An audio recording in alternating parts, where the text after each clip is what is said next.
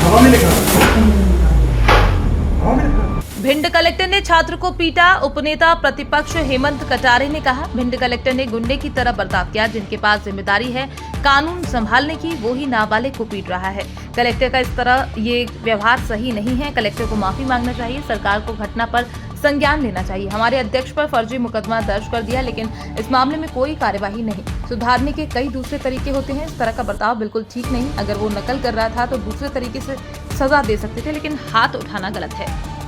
जिनके ऊपर दायित्व है पूरे जिले का लॉ एंड ऑर्डर मेंटेन करने का, यदि वो खुद ही लॉ एंड ऑर्डर को ब्रेक करके एक छात्र, जो मेरे को लगता है अभी बालिग भी नहीं है, उसके ऊपर एक गुंडे के स्वरूप में जाकर के हाथ उठाते हैं और अलग अलग वीडियो दिखाए जा रहे हैं, एक क्लासरूम का, एक फिर बाहर निकल के फिर पीटा जाता है। तो मुझे लगता है ये व्यवहार किसी भी ब्यूरोक्रेट से या किसी भी व्यक्ति से उम्मीद नहीं की जा सकती। और खासतौर पर जब वो जिलाधीश हैं, कलेक्टर महोदय हैं, जिनके ऊपर लॉ एंड ऑर्डर मेंटेन करने की जिम्मेदारी है, यदि वो खुद ऐसा उदाहरण पूरे जिले में प्रेषित करते हैं तो वो दुखद है और मुझे लगता है कि असंवैधानिक भी है।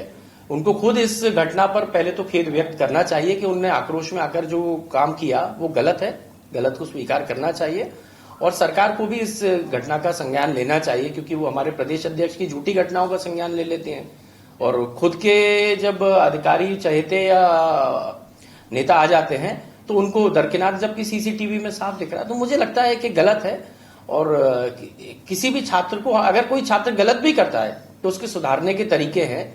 उनको कैसे हमको मोटिवेट करना आगे के लिए, उसके कई तरीके हैं। उनको उस तरीके से सही दिशा में ले जाना चाहिए था, लेकिन किसी पे ऐसे हाथ उठाना और वो भी इस प्रकार से हाथ उठाना जैसे कोई बहुत बड़ा अपराधी, मैं तो इस चीज की बिल्कुल निंदा करता हूं कड़े शब्दों। मैं तो फिर कह रहा हूं, अगर कोई नकल कर रहा है यदि, तो उसको सुधारने के तरीके किसी भी संविधान के किसी भी अनुच्छेद में या सीआरपीसी या आईपीसी में कहीं भी ये नहीं लिखा है कि कलेक्टर जाके बच्चों के ऊपर सीधे हाथ उठा के बारिश कर दे ताबड़तोड़ तमाचों की। मुझे लगता है कि अगेन, अगर वो चीटिंग का प्रकरण है या चीटिंग का प्रकरण नहीं है, दोनों के लिए कानून में दिशा निर्देश दिए हुए हैं कैसे इस तरह के छात्रों से हमको हैंडल करना है।